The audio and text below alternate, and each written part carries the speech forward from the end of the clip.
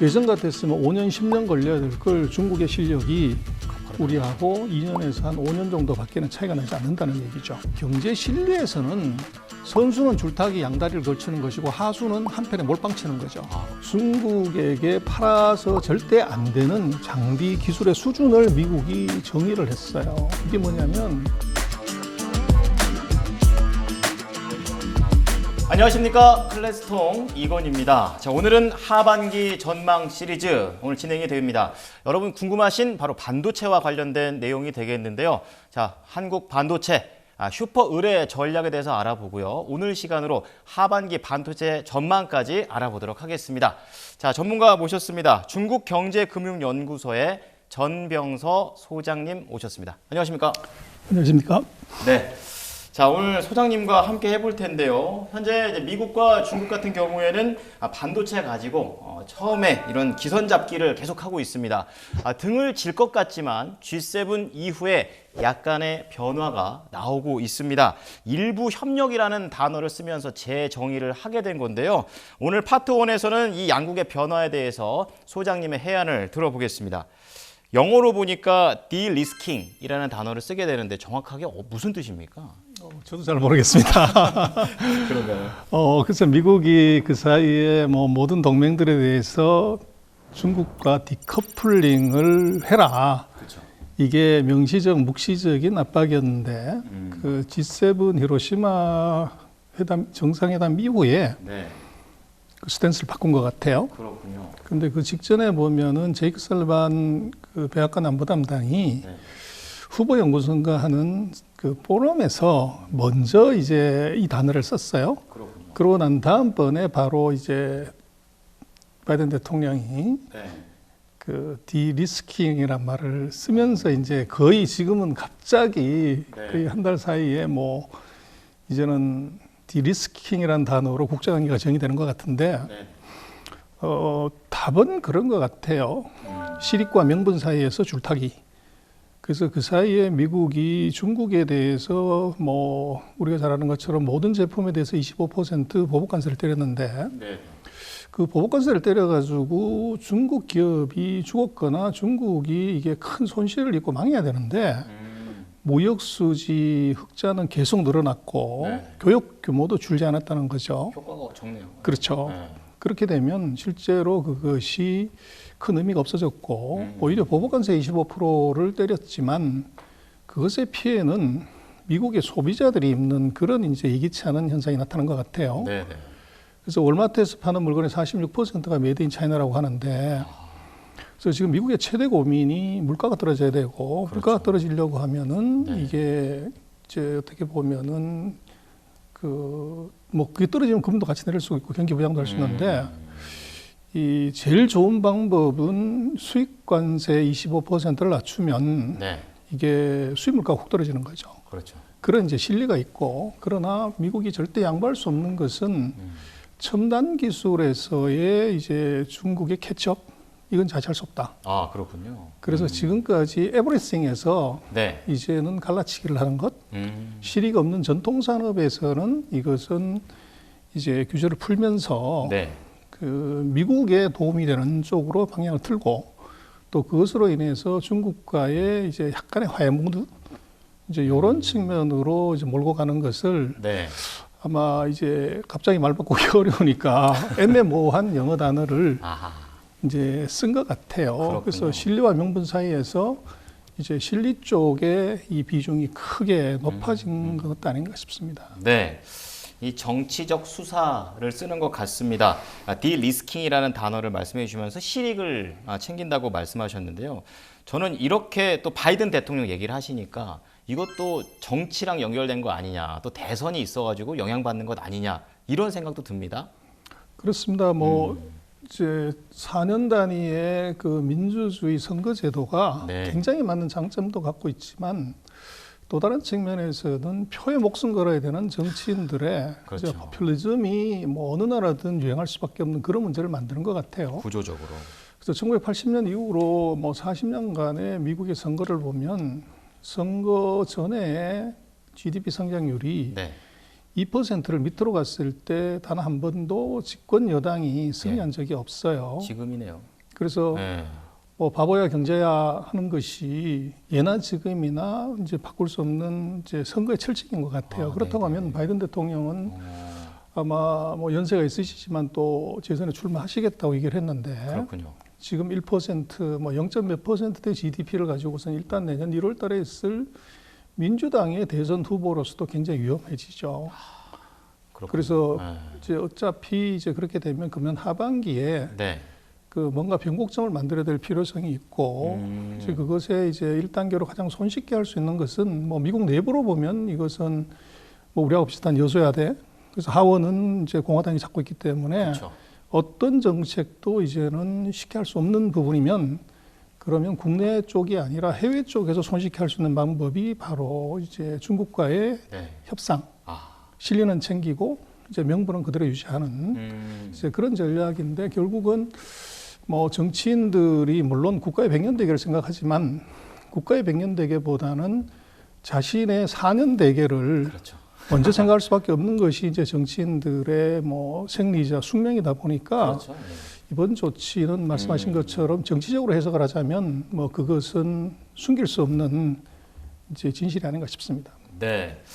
자, 그렇다면은 이렇게 미국이 아예 디커플링해서 딜리스킹으로 완화시키는 단어들을 계속 하는 그런 상황이 정치적인 부분도 있고 그렇다 보면 이런 분위기는 결국에 중국 입장에서는 뭐 나쁠 거 없다 이런 생각이 들 것 같은데 어떻게 평가하십니까? 그래서 중국은 뭐 영어를 잘 못해서 그런지 디커플링하고 미묘하죠. 딜리스킹이라는 게 네. 그게 무슨 소리냐 그렇죠. 명확하게 얘기해라. 그렇죠. 그 말장난하지 말고 그래서 우리는 너의 속을 알고 있다 이런 식의 겉으로는 반응을 보였지만 이미 악수를 했습니다.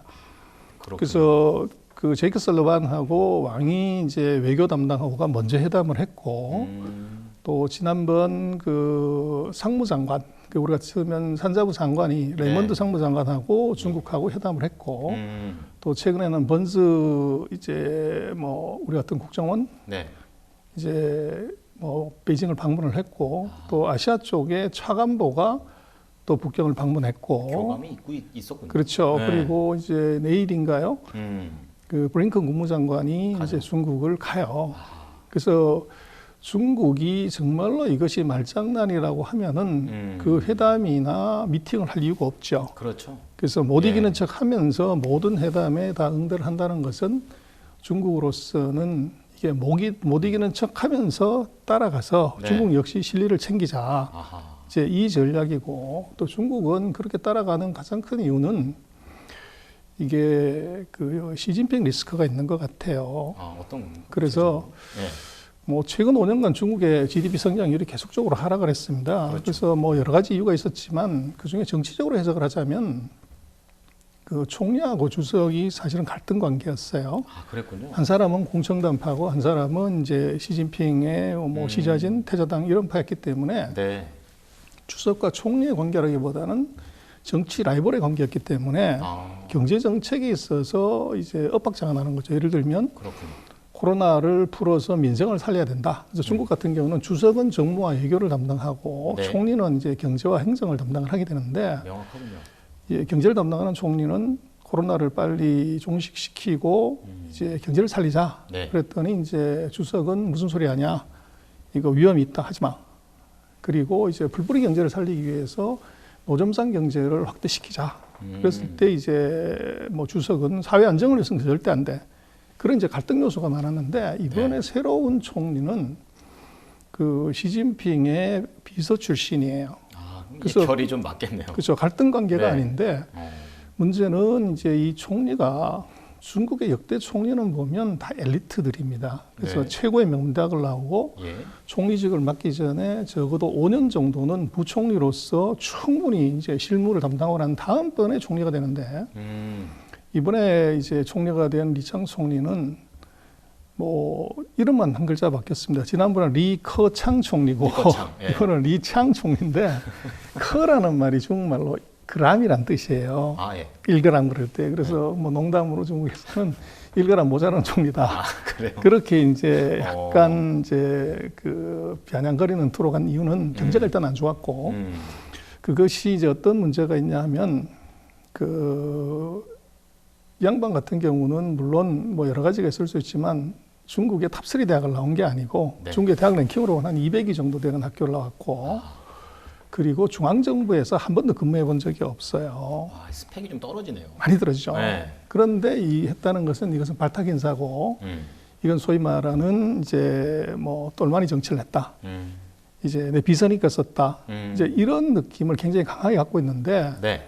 문제는 그 총리를 선정했던 이유가 이게 실무 능력이 뛰어나기 때문이다. 그렇군요. 그렇게 했는데 네. 경제가 기대보다도 이게 못 미치게 되면 총리가 능력이 부족해서라 이런 쪽보다는 오히려 주석이 사람 잘못 뽑았다. 용병술에 심각한 문제가 있다. 이제 역공이네요. 이렇게 이제 들어올 수가 있는 거죠. 그렇게 되면 중국으로서는 네. 적어도 그런 정치적 리스크를 경제 리스크가 이제 가버넌스 리스크로 바뀌기 전에 뭔가를 액션을 해야 되는데 그것이 스스로 하는 것도 물론 도움이 되지만 미국이 거기에 손을 내밀었을 때 네. 손을 안 잡을 이유가 전혀 없는 거죠. 아, 훨씬 더 효과적일 것 같아요. 그렇습니다. 그래서 네. 미국과 중국의 서로의 이해관계가 좀 맞아 떨어지는 것 아닌가 싶습니다. 그렇습니다. 자, 그렇다면 이 미국과 중국의 패권 싸움 이쪽으로 좀 더 가보도록 하겠는데요. 이 반도체 기술 경쟁의 시작이 어디부터 나온 건지 이걸 알고 가는 게 가장 중요할 것 같습니다. 언제부터 시작된 겁니까? 그래서 전쟁이나 뭐 싸움을 할 때 한 네. 놈만 패라. 그렇죠. 그래서 미국이 중국을 팬다 그러면 누구를 패야 되냐 그러면 예. 한국도 삼성전자를 패는 게 답이죠. 그래서 반도체. 중국의 삼성전자가 누구냐면 하웨이입니다. 하웨이. 그래서 2018년부터 이제 미국이 하웨이를 제재를 들어가기 시작을 합니다. 그래서 그런 거군요. 그렇습니다. 그래서 예. 하웨이에 장비를 쓰지 마라, 또 부품을 공급하지 말라, 맞아요. 뭐 이렇게 이제 들어왔는데 그랬죠. 그렇다고 해서 하웨이가 죽었냐 그러면 그건 아니고 멀쩡하게 살아 있어요. 그래서 그 이유는 뭐냐 그러면 네. 이것이 이제 반도체 문제가 걸려요. 그래서 지금 통신 장비라고 하지만 네. 우리가 지금 핸드폰 없으면 아무것도 못 쓰는데 핸드폰이 6글자로 하면 뭐냐면요. 네. 세 글자. 반도체 통조림입니다. 통조림이요? 예, 이거 한번 뜯어보신 적 있으십니까? 아니요, 저는 없던데요. 너무 비싸서 못 뜯어보신 것 같은데 돈 뜯어보면요. 아까워서. 안에 전부 시퍼런판에 반도체가 다닥다닥 붙어 있죠. 아, 그렇군요. 그래서 통신 장비는 실제적으로는 반도체의 집합체라고 볼 수 있는데 이걸 막아버리면 네. 이게 이제 근본적인 문제가 되죠. 그렇죠. 그래서 미국의 그 트럼프하고 바이든 대통령의 큰 차이는 뭐냐 그러면 네. 우리가 그냥 봤을 때 그냥 뭐 일반인의 생각으로는 네. 80대신 어르신을 미국이 왜 대통령을 뽑았을까 그런 이제 궁금증이 들죠. 아, 네. 그래서 전 세계가 다 40대 뭐 이제 지도자 젊잖아요. 대세인데 네. 거기에 제가 볼 때는 미국의 그 놀라운 집단지성이 있는 것 같아요. 어떤 건가요? 전 세계에서 가장 좋은 인재들 또 하버드, MIT, 스탠포드 뭐 전 세계 최고의 문대학에 있는 미국은 미국의 최대 지금 문제는 뭐 인플레이션 금리가 아니고 네. 중국을 어떻게 다루고 어떻게 처리하냐가시 미국의 가장 큰 과제이자 걱정이죠. 그렇군요. 그래서 중국을 가장 잘 다룰 수 있는 리더가 트럼프냐 바이든냐에 대해서 네. 미국이 결정한 것은 바이든. 바이든입니다. 이유는 뭐냐면 네. 트럼프 대통령은 대통령 되고 나서 시진핑을 만났고 알았지 그 이전에는 본 적이 없어요. 아, 바이든하고 차이점이 거기 그렇죠. 있군요. 근데 바이든은 네. 79년에 상원 의원을 하면서부터 아, 40년간 중국의 최고 지도자였던 모택동, 등소평, 장쩌민, 후진타오, 시진핑 5명의 국가 지도자들을 다 만나봤고 회담했고 밥 먹어봤고 경험해본 사람이에요. 베테랑입니다. 그러면 결국은 예. 시진핑이 어느 정도 레벨의 사람이냐를 가장 잘 알 수 있는 사람은 할아버지까지를 다 알고 있는 그 사람이 최고의 전문가죠. 납득이 돼요. 그렇습니다. 예. 그래서 그게 바로 이제 그 바이든 대통령이 아마 대통령이 된 미국인의 선택인 것 같은데 네. 그래서 트럼프하고 바이든의 큰 차이는 트럼프 대통령은 뭐 제가 볼 때는 슈퍼맨인 것 같아요. 자기가 방망이 들고 와서 다 이제 패는 거죠. 맞아요. 근데 노회한 40년 전개 바이든은 스파이더맨인 것 같아요.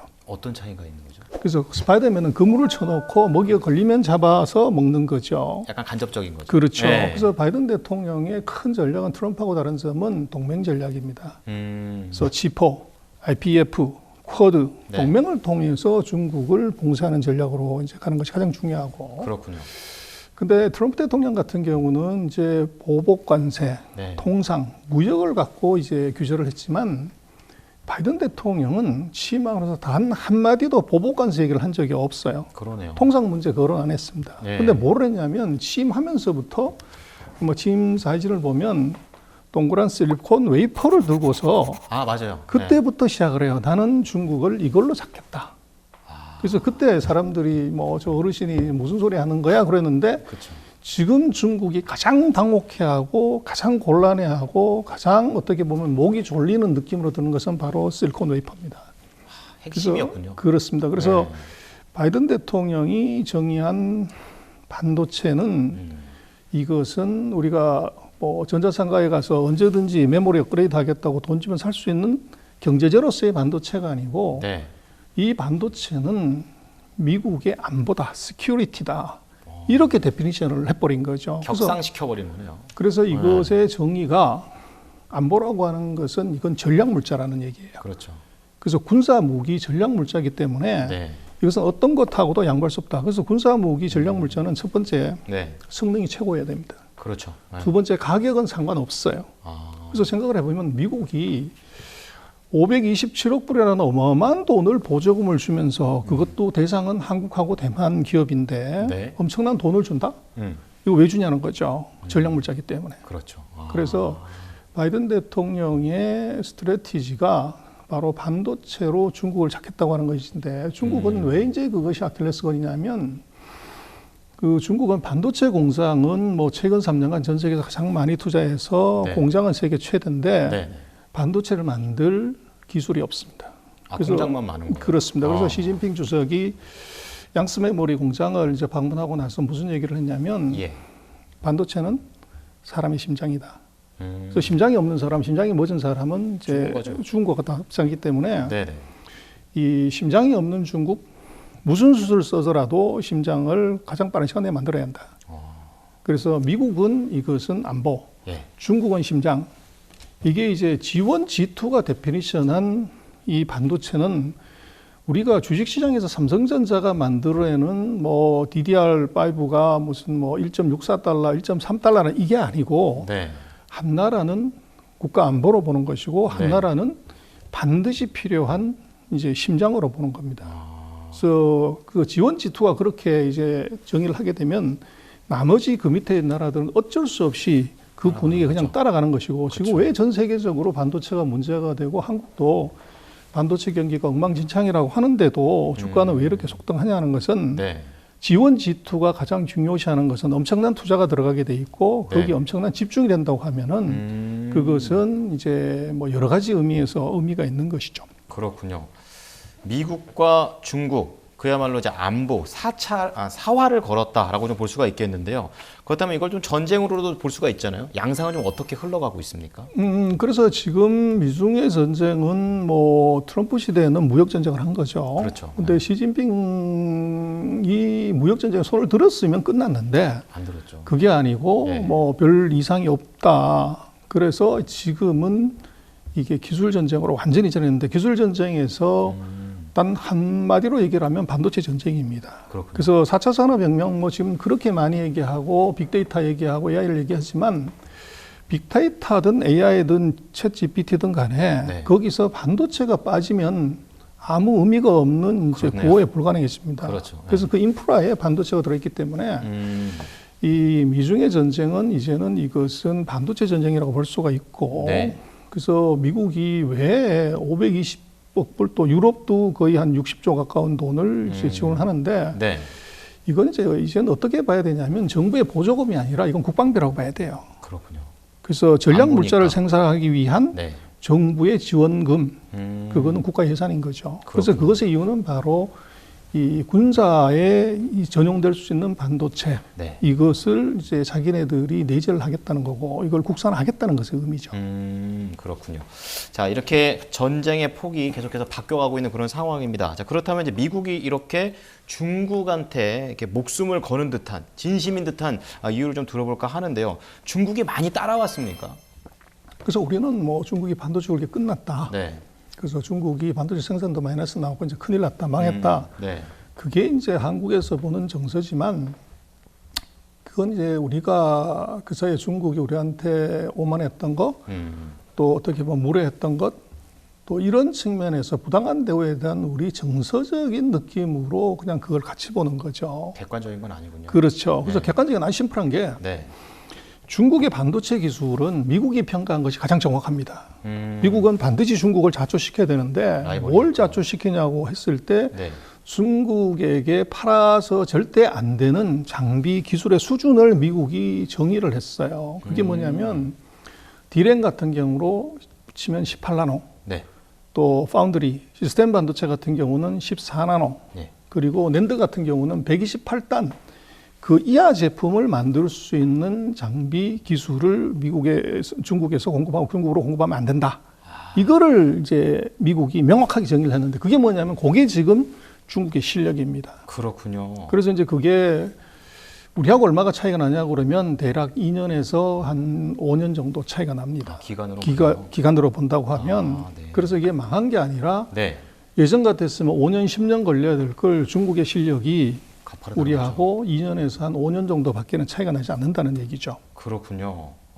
이렇게 빠르게 따라오고 있는 중국을 볼 수가 있겠는데요. 그렇다면 중국의 반도체 전략을 조금 더 자세하게 짚어주신다면 어떤 게 있을까요? 올인 전략입니다. 다 쏟아붓는군요. 그래서 뭐 그 영어 제목도 그런 게 있었지만 예. 이게 목숨 걸고 하는 것 그거 참 뭐 막기 어렵죠. 이길 수 없죠. 국가의 모든 자원을 다 네. 한 군데 집중해서 이제 가는 건데 그걸 중국말로 이제 거국체계, 지고티즈 이렇게 얘기를 하는데요. 이것은 중국이 1950년대 말에 네. 원자폭탄을 개발한 것과 같은 네. 그런 전략을 쓰는 겁니다. 원자폭탄요? 그래서 뭐 미국과 이제 대치 상태 또 소련과의 관계 악화 때문에 네. 중국이 원자폭탄을 개발하려고 했다가 이제 그때는 뭐 기술이 없었으니까 소련이 이제 도와줬는데 네. 소련이 완전히 모든 기술을 다 빼버린 거죠. 그래서 아무것도 없는 상태에서 5년 만에 중국이 원자폭탄을 개발을 하고 이어서 수소폭탄까지를 개발을 해요. 대단합니다. 그때 이제 아무것도 없던 상태에서 모든 국가의 자원을 동원해서 이제 원자폭탄을 만든 그 경험을 네. 지금 반도체에다 적용을 하는데 이제 그것하고 다른 점은 뭐냐면 원자폭탄은 사실은 뭐 한 개 무기를 만드는 거지만 그쵸. 지금 반도체 같은 경우는 적어도 6개 나라에서 10개 나라를 거쳐서 돌아오는 공급망이 굉장히 중요해요. 그래서 이것을 이제 국산화를 해야 되는 문제가 있어서 훨씬 더 어려운 일이긴 한데 네. 문제는 이제 예를 들어서 지금 반도체 같은 경우에 네덜란드의 조그마한 회사 ASML이라는 회사가 노광장비를 갖고서 전 세계를 쥐락펴락해요. 맞아요. 네. 근데 그 작은 나라가 그걸 개발해서 이제 어떻게 보면 반도체계를 쥐락펴락하는데 네. 14억 인구, 전 세계 인구의 5분의 1에 경제력은 미국의 70%인 1년에 대학생이 1,100만 명이 나와서 그 중에서 550만이 공대생인 나라가 지금 중국이에요. 그리고 이제 미국의 실리콘밸리를 IC 인더스트리라고 얘기를 하는데 IC 인더스트리가 인터그레이트 서킷이라는 말도 되지만 네. 인디아 차이나 인더스트리라고도 얘기를 합니다. 그래요? 거기서 일하는 엔지니어들의 60, 70%가 중국하고 인도 사람이라는 거죠. 인재는 충분한 것 같은데요. 그래서 네. 또 재미난 것은 지금 이제 뭐 그 엔비디아 때문에 많은 이제 주목을 받지만 패밀리스 회사들 전 세계에서 설계 디자인을 하는 회사 탑 10 중에서 1번하고 이제 10번을 뺀 8개 회사의 CEO가 전부 중국계입니다. 그럴 정도로 이제 중국이 그 갖고 있는 네트워크가 대단히 많다는 것이죠. 네네. 그래서 그 해외 것들도 어떻게 갖고 들어와서 국내와 연결시키고 국내에 있는 엄청난 자원을 그것 어떻게 믹싱을 시키냐는 것이 이제 그게 중국의 과제이자 또 그것을 통해서 미국의 브로킹을 뚫겠다고 하는 것이 중국의 전략입니다. 그렇군요. 자, 그렇다면 기술을 중국으로 갖고 오는 그런 방식과 관련된 부분을 얘기해 주셨는데요. 최근에 이제 삼성전자의 공장을 그대로 복사해서 붙인다, 뭐 이런 보도도 있었잖아요. 그래가지고 중국 하면 또 이런 걸 또 좀 익숙하지 않나, 기술을 빼내는 거, 예, 말이 좀 자극적이긴 한데 어떻게 보십니까? 후발국이 선발국을 따라잡는 것은요. 네. 이게 폼 나는 말로는 벤치마크라고 얘기를 하죠. 또 그렇죠. 다른 말로는 이제 리버스 엔지니어링이라고 얘기를 해요. 근데 그래요? 그것을 네. 이제 다른 영어로 얘기하면 카피했다고 얘기를 합니다. 벤치마크를 하든 뭐 리버스 엔지니어든 베꼈네, 예, 이런 거죠. 그래서 그건 우아하게 얘기를 하는 것이고요. 그래서 이게 사는 것, 만드는 것보다는 사는 것이 싸기 때문에 항상 후발국은 그렇게 하게 되고 이제 후발국이 실력이 올라가게 되면 선발국은 안 팔려고 하죠. 네. 그렇게 되면 이제 어떻게 할 거냐. 그때 전략은 살 수 있으면 사고 네. 이게 베낄 수 있으면 베끼고 예. 훔칠 수 있으면 훔치고 거기로 가는군요. 그렇죠. 그렇게 가는 건데 이미 중국의 실력은 이제 선진국의 수준을 위협하는 수준으로 왔기 때문에 선진국의 브로킹에 그것을 이제 뭐 뚫고 나가는 방법이 국산화가 중요하지만 원천 기술이 모자랄 때는 네. 이제 벤치마크하거나 리버스 엔지니어링 하거나 카피하는 거죠. 그렇군요. 그래서 그것의 정도나 폭을 이제 얼마나 볼 거냐 하는 문제인데 그것은 이제 중국이 인구도 많고 전 세계 특히 미국 같은 경우는 이제 화교들이 굉장히 많기 때문에 네. 굉장히 많은 이제 정보 채널이 있었던 거죠. 그러다 보니까 이제 중국이 이게 그런 뭐 선진 기술을 흡수하는 이 능력이 굉장히 뛰어났고 네. 또 중국이 지금은 세계에서 뭐 가장 많은 외환 보유를 가질 정도로 돈이 많기 때문에 기술은 이것은 사실은 돈 주고 사는 기술은 기술이 아닙니다. 그렇군요. 그래서 파는 것은 기술이 영양가가 있으면 왜 팝니까? 자기가 계속 하죠. 맞아요. 그래서 M&A라고 하는 것은 네. 나로서는 더 이상 쓸모없는 기술이기 때문에 파는 것이고 네. 그래서 산 기술은 그것은 한물간 기술이고 그렇죠. 훔친 기술은 진짜 기술이죠. 그렇죠. 더 위의 기술. 그렇죠. 예. 그래서 막 이런 것들은 이제 어떻게 보면 기술의 역사에서 항상 나타나는 일이고 네. 그러나 중국이 이것을 너무 과도하게 그리고 너무 잘했다. 네. 그러나 그것이 가져온 역작용이 바로 미국이 기술을 완전히 브로킹하는 네. 또 서방 세계가 이제 거기에 큰 경계심을 갖게끔 만든 것도 또한 이제 중국이죠. 그래서 학습시켰죠. 중국의 뭐 적이 누구냐 그러면 역시 중국이다. 중국의 액션이 다른 이제 선진국이 그 사이에 기술 협력하고 합작하고 이렇게 했던 것들을 모두 맞게끔 만든 또 원인도 제공했다고 봅니다. 네. 자, 그렇다면은 이 라이벌 국가 미국의 전략을 좀 들어보도록 하겠는데요. 생산 내재화라는 그런 단어가 있습니다. 어떤 의미인지 그리고 성공 가능성은 얼마나 있는지도 궁금합니다. 그래서 미국은 누가 봐도 기술의 최강자예요. 뭐 그렇군요. 어떤 분야에서든. 네. 근데 문제는 중국과 달리 미국은 3교대를 안 한다는 거죠. 무슨 말인가요? 그래서 네. 인당 소득이 7만 8천 달러인 나라에서 예. 이 3교대 아침 뭐 예를 들어서 8시에 출근해서 12시에 퇴근하고 12시에 출근해서 8시 퇴근하고 네, 8시 3교대. 통해서 하는 이 3교대를 네. 할 수가 없죠. 안 하죠. 아. 근데 예를 들면 이제 반도체 회사 같은 경우는 네. 365일 24시간 가동하는 산업입니다. 그래서 엄청난 그렇군요. 첨단 산업처럼 보이지만 네. 이게 사람의 노동력으로 생각하면 가장 어떻게 보면은 시대에 뒤진 산업이라고 볼 수 있어요. 고되네요. 그렇죠. 예. 그것을 이제 7만 8천 달러 되는 나라에서 이게 하기가 굉장히 어렵고 그러다 네. 보니까 이미 80년대 초에 미국은 반도체 제조를 일본으로 보내죠. 그리고 그것이 90년대 중반에 한국으로 왔고 네.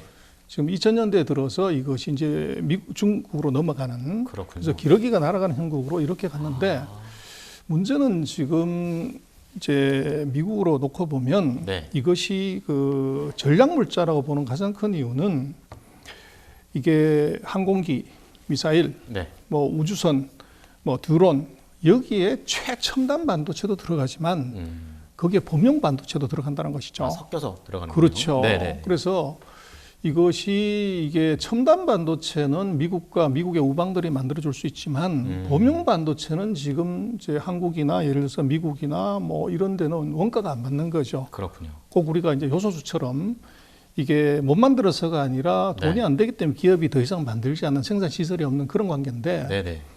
지금 미중의 관계가 과거처럼 하청 관계가 아니라 서로 이제 맞짱을 뜨는 관계로 들어가게 되면 결정적인 순간에 미국도 네. 한국이 당했던 요소수 사태가 발생할 수 있어요. 그렇군요. 그래서 최첨단 무기에 들어가는 범용 반도체를 중국이 공급하지 않았을 때 이것은 중국의 국방 산업에 심각한 문제가 오게 돼요. 네네. 그리고 또 하나 문제는 이게 미국 같은 경우는 최첨단 반도체를 이것을 제조하는 것은 TSMC 대만하고 네. 한국의 삼성한테 이제 주문을 줘서 만드는 거죠. 근데 두 나라는 네. 미국과의 좋은 관계를 가지고 있고 또 미국과의 우방 또 그렇죠. 뗄 수 없는 동맹의 관계였기 때문에 네. 이 뭐 반도체를 수급을 하는 데 있어서 별 문제가 없어요. 근데 문제는 이게 대만이 중국과의 관계가 악화되는 문제가 생겼고 그렇죠. 또 유사시에 중국이 대만을 폭격하는 순간에 미국은 반도체 원시국이 될 수도 있습니다. 아, 그렇게 되는군요. 그 리스크가 있고 예. 또 우리도 북한이라는 문제가 있기 때문에 네. 이 대만 한국이 다가 뭐 미국으로서는 아주 좋은 파트너이긴 하지만 컨트롤 리스크가 심각하게 있다는 거죠. 그러네요. 그래서 아까 디리스킹이라고 얘기를 했습니다만은 네. 미국도 이제는 디리스킹을 하려고 하면 유사시에 그런 문제가 생겼을 때 최첨단 반도체를 미국에 생산하지 않으면 네. 이것은 이제 중국과 같은 수준으로 떨어질 위험이 있다. 그래서 최첨단 반도체를 미국에서 생산하겠다고 하는 것이 반도체 지원법이고 칩스 액트입니다. 그렇군요. 그러나 이제 문제는 이게 될 수 있냐 하는 건데요. 이게 이제 뭐 의미는 좋지만 미국이 반도체 생산을 하는데 최적지냐는 것은 이건 문제가 있죠. 그래서 이 기업이라는 것은 돈이 되면 하는 것이고 그렇죠. 돈 안 되면 떠나는 것인데 네. 40년 전에 미국의 반도체 회사들이 마이크론도 그렇고 인텔도 그렇고 다 아시아로 왔던 이유는 미국에서 생산해서 원가를 못 맞춘다는 거죠. 그래서 그렇군요. 이게 네. 아시아로 온 이유고 네. 그리고 지금 같은 이제 미국의 그 소득 수준에서 그리고 그 사이에 모든 생산 라인의 엔지니어들이 이제 다가 그 회사가 없어졌기 때문에 네. 아시아의 엔지니어들이 이제 대부분인데 첫 번째 이게 상교대할 인력, 그다음에 이제 숙련된 기술자를 그렇죠. 이걸 이제 구할 수 있냐 하는 문제가 뭐 내재하는 다 좋은데 이게 있고 그러다 보니까 이제 대만하고 한국이 최첨단 공장을 짓습니다. 그래서 네. 대만 같은 경우도 세계 최고의 파운드리 기술을 갖고는 있지만 공장을 400억 불을 들여서 미국에 짓기는 하는데 네. 문제는 거기서 수율을 뽑아낼 자신이 없는 겁니다. 그래서 미국의 엔지니어들 갖고서는 이건 도저히 안 되는 거죠. 그렇죠. 그래서 미국의 엔지니어들은 미국의 공대에 나온 사람들의 생각은 IT 엔지니어라고 하면 구글이나 네. 메타버스나 엔비디아나 이런 데서 근무하면서 예.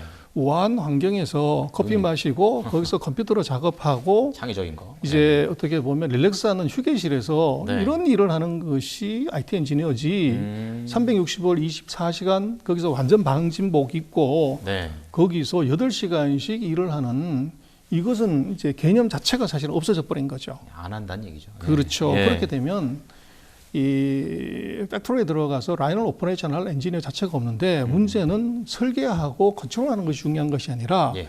현장에서 이 팩토리를 관리하는 것이 더 중요하단 말이에요. 그렇군요. 그래서 대만도 도저히 안 돼서 작년인가요? 네. 그 1차로 300명인가 네.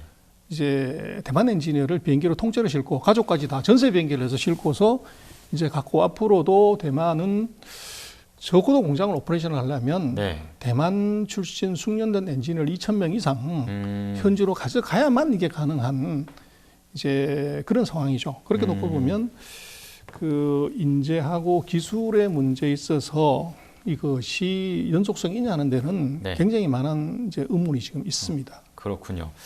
야, TSMC는 앞으로도 파견직 되겠습니다. 어쨌든 간에 이 미국에서는 같은 돈이면 거기서 일하지 않을 거다. 그만큼 눈높이가 높은 그런 단점이 있기 때문에 그런 가능성으로도 연결이 좀 되어 있고요. 앞에서 쭉 들으셨다시피 반도체 기술 자체가 이제는 각자 살아남는 그런 국면이 되고 있습니다. 그리고 또 추세 자체가 점점 더 작게 하는 게 답이기 때문에 기술력을 계속 강조할 수밖에 없는 거고요. 기술력이 만약에 안 된다면 이제 미국의 인텔 기억하시죠? 더 높은 수준으로 기술력을 갖게 된 그런 회사로부터 사와야 되는 그런 상황들이 이어지고 있습니다. 자, 이제 반면 교사 측면에서 옛날에는 인텔이 잘 나갔지만 이제는 선도 기업이라고는 할 수는 없는 그런 상황이잖아요. 원인이 어디에 있을까요? 절박함이 없었던 거죠. 절박함. 그래서 뭐 호랑이하고 사자하고 싸우면 누가 이기냐? 네. 누가 이길 것 같습니까? 배고픈 사람이? 그렇습니다. 네. 그 절박한 자가 이기게 되는데 그렇군요. 인텔 같은 경우는 세계 1등이었고 또 미국이라는 든든한 백이 있었고 그랬죠. 거기에서 이제 구멍이 생긴 거죠.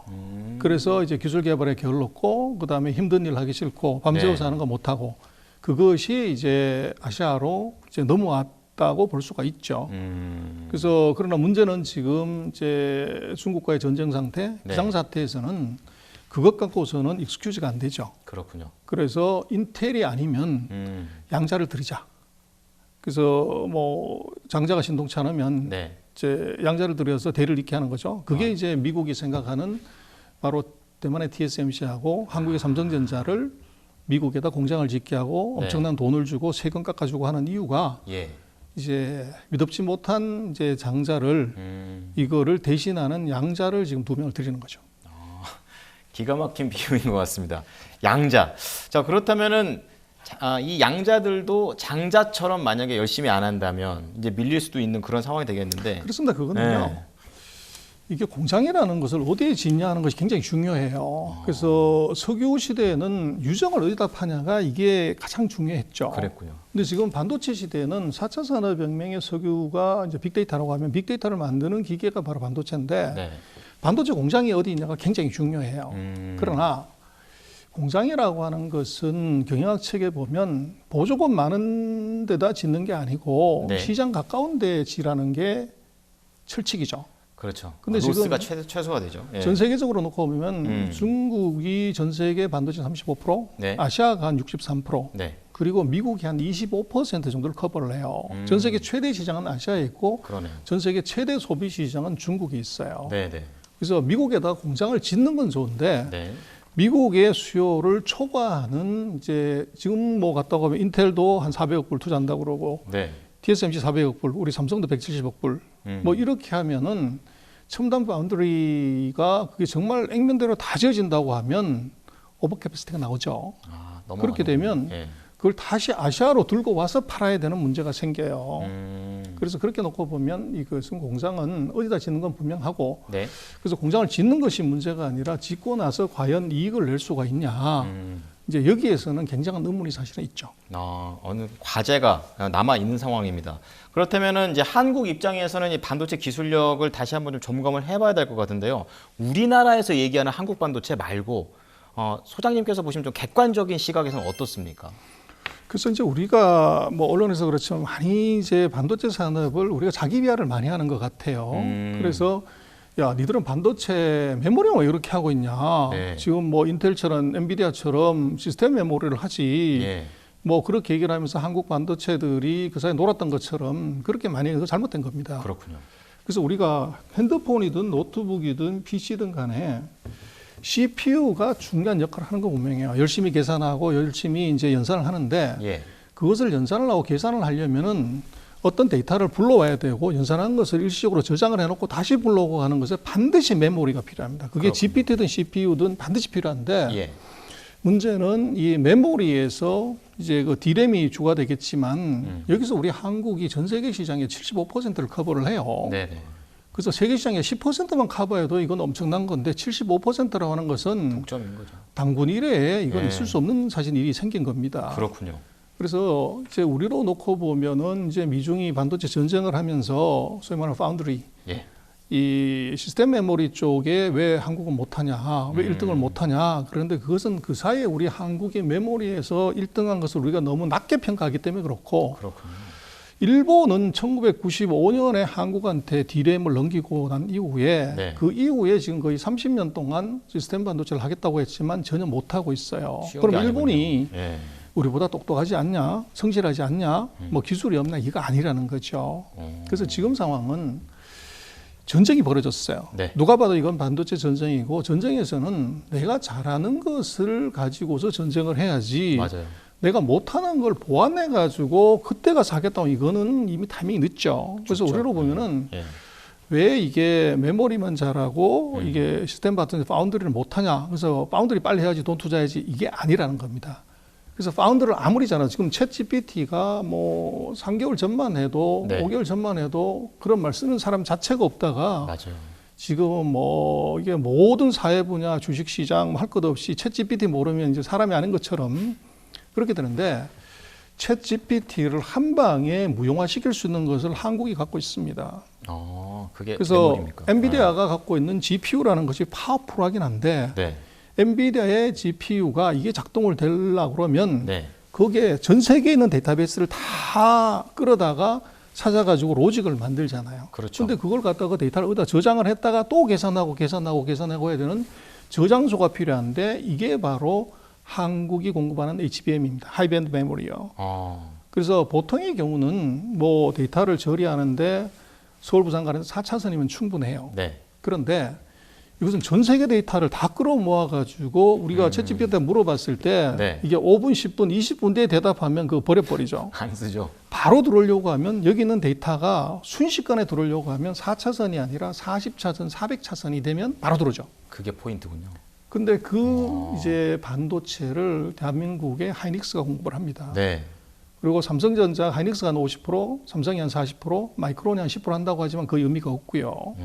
그래서 정말 우리가 마음 독하게 먹었다고 하면은 네. 챗 GPT, 엔비디아 그까이 거 그거 죽여버릴 수가 있는 거죠. 그러네요. 하이닉스가 예. 우리 공급 안 해. 삼성 우리 공급 안 해. 그럼 못하죠. 그러면 챗 GPT가 갈 수가 없습니다.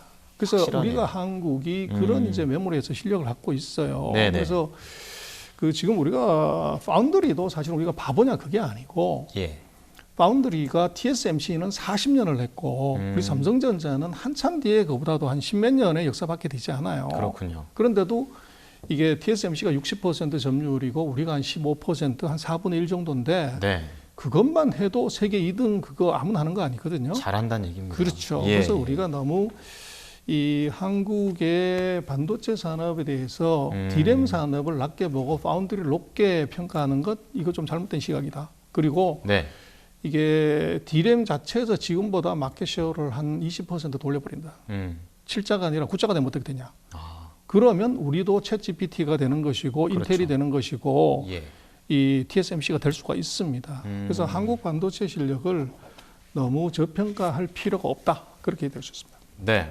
대단하네요, 한국. 자, 그렇다면은 이제 우리나라 입장에서 지금은 중국보다는 겉으로 보이기에는 미국하고 협력을 많이 하는 것처럼 보이는데 예전에 1986년 때도 반도체 관련해서 미국하고 일본의 그런 관계 속에서 일본이 많이 좀 위축되어 버리는 그런 상황들이 있어서 과연 이렇게 미국하고 같이 협력을 하는 게 맞는 건가 싶습니다. 어떻게 보십니까?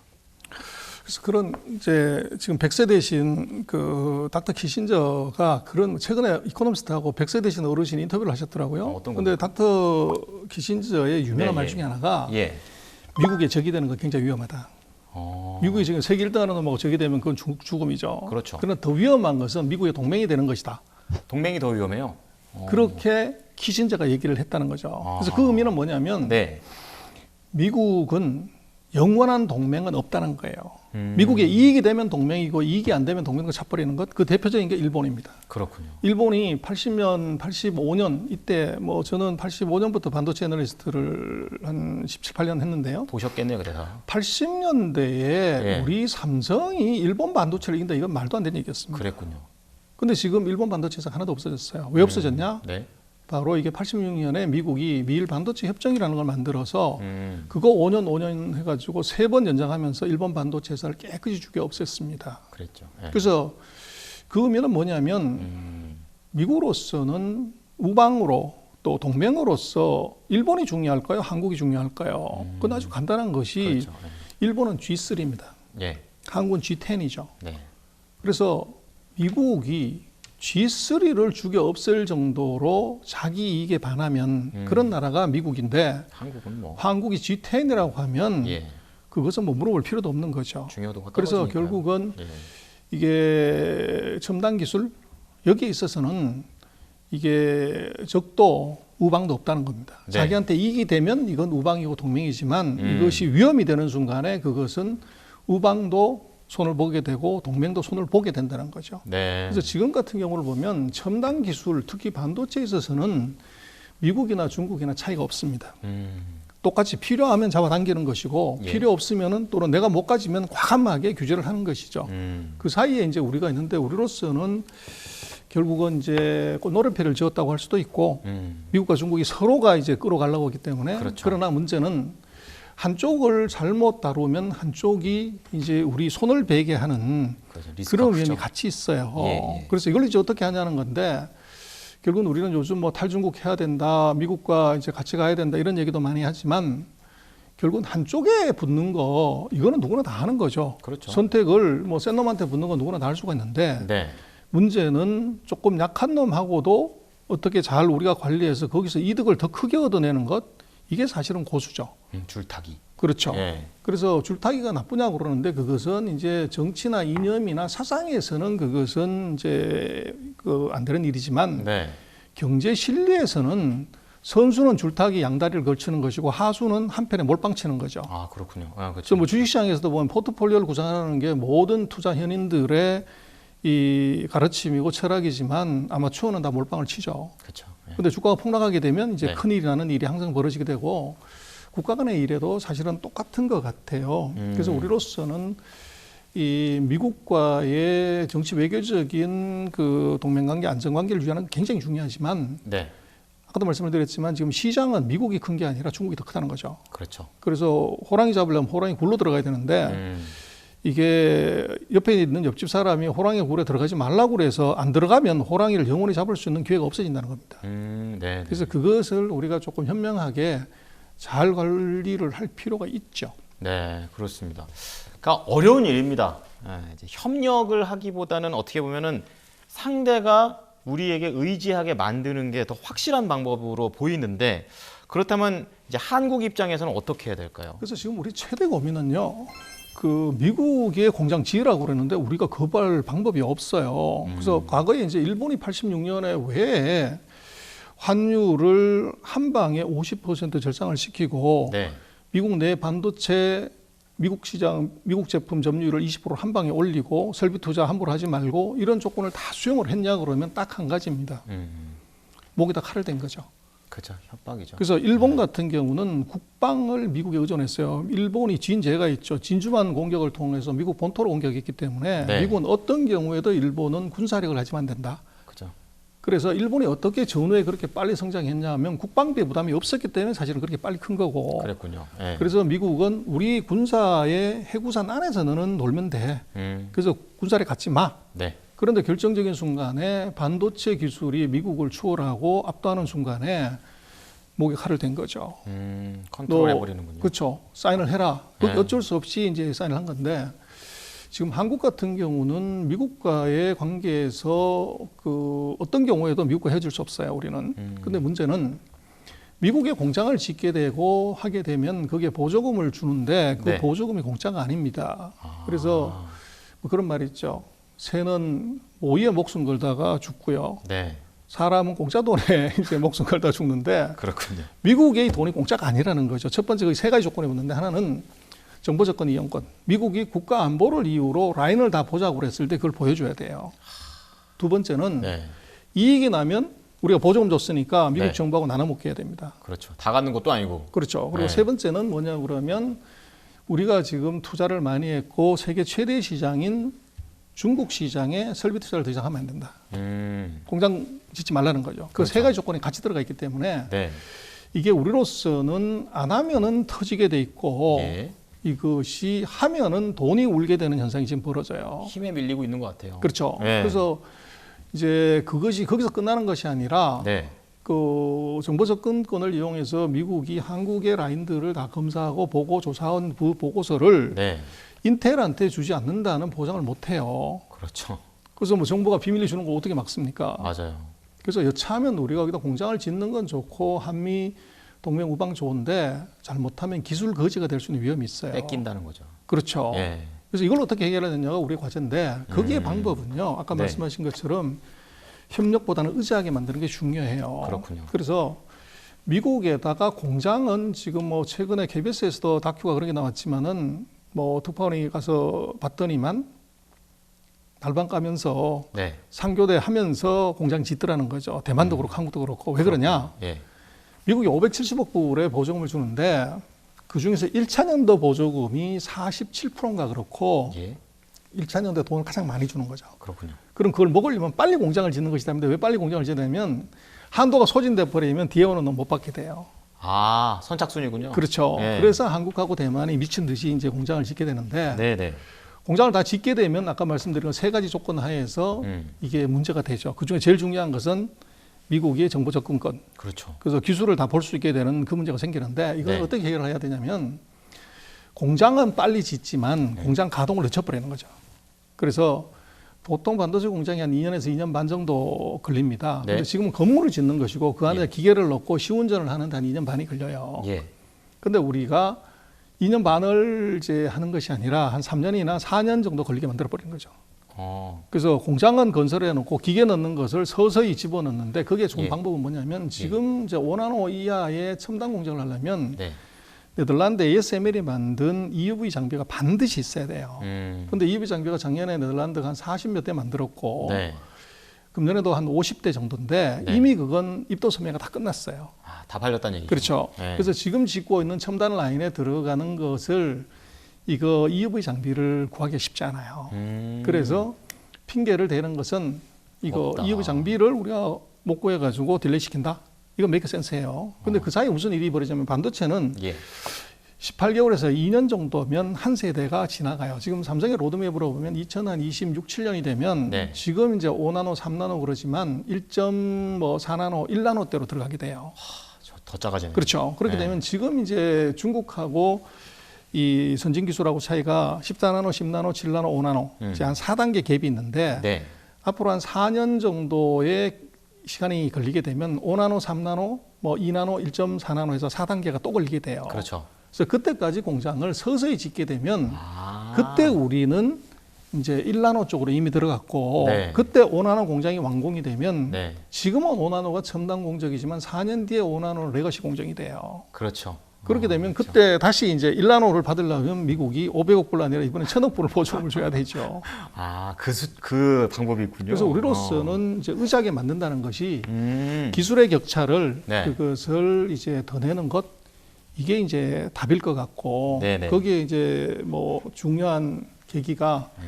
첨단 장비를 이걸 수급을 못 한다는 겁니다. 그게 ASML이 독점을 하기 때문에 그렇죠. 경쟁 관계라고 하면 박 터지게 만들겠지만 네.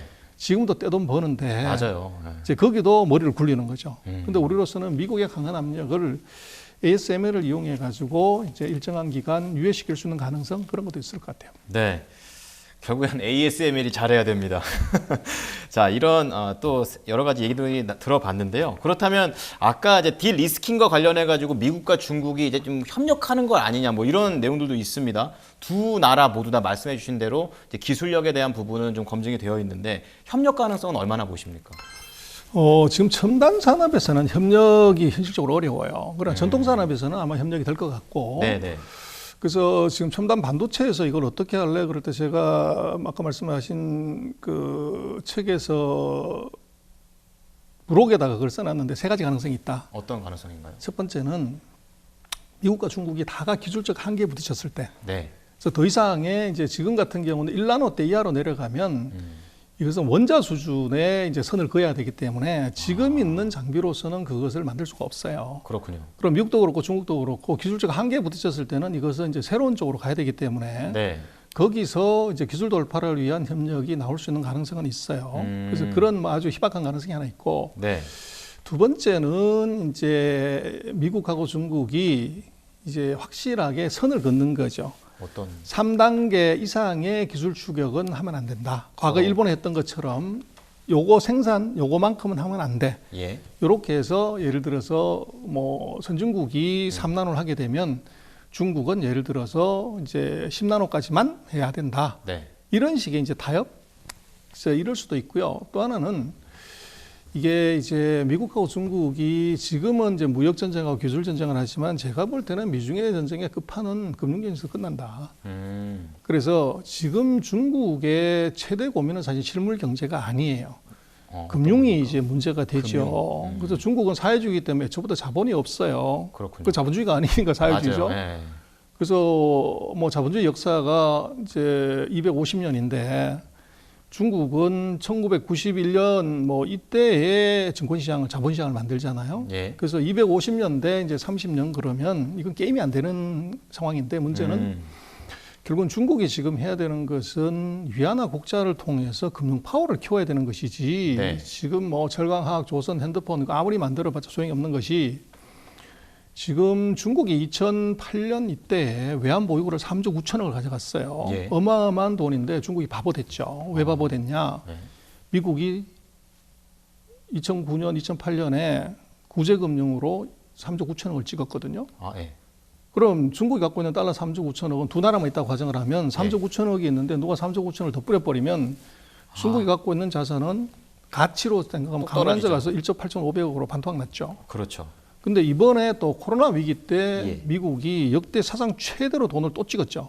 아. 그렇게 되면 또 실제적으로 중국은 2008년 기준으로 놓고 본다 그러면 1조 8,500억이 아니라 9,500억 수준으로 실제로는 갖고 있는 밸류가 떨어졌다고 봐야죠. 그렇죠. 그래서 이건 중국이 아무 짓도 안 했는데 미국이 FRB 지하실에 있는 프린터를 얼마나 돌렸냐에 따라서 자동으로 이게 내려가는 문제. 이게 뭐냐면 강대국만이 갖고 있는 소위 말하는 금융 파워죠. 기축 통화. 그렇습니다. 예, 예. 그래서 중국도 궁극적으로 미국과의 전쟁에서 승리를 하려면 네. 금융에서 이 점유율 얼마가 냐 굉장히 중요해요. 그래서 그러나 문제는 지금 무역에서 중국이 세계 1등이에요. 네. 그러나 무역에서 쓰는 화폐 양은 금융에서 쓰는 화폐의 4분의 1이 안 됩니다.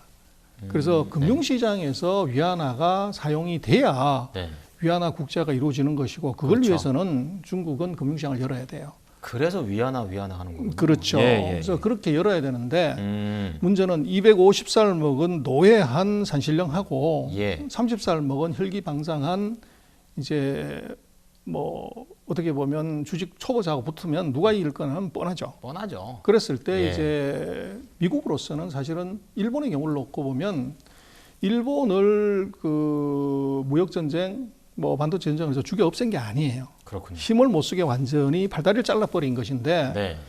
지금 중국과도 마찬가지로 금융에서 힘을 빼버리면 이제 똑같은 일이 생기게 되는 거죠. 여전히 우리한테 물건을 공급하는 하청 국가로서 남게 되면 되는 것이고 그렇죠. 그렇게 됐을 때 이제 어떻게 보면 미국으로서는 이 중국을 금융으로 공격하고 중국은 또 자기 내부적으로 금융을 키워야 되는 문제가 있기 때문에 금융시장을 일정한 만큼 열어주고 대신 중국의 지금 결정적인 아킬레스건은 반도체에서 아까 말씀드린 일정한 부분만큼의 이제 얼라운스를 얻는 그래서 일정한 기술까지는 우리가 하게 해주고 하는 이런 빠타가 나올 수가 있죠. 그렇죠. 그래서 결국은 뭐 미국 입장에서는 중국에 3조 9천억 돈 털어가는 것이 그게 핵심인데 중국으로서는 14억이 보고 있기 때문에 네.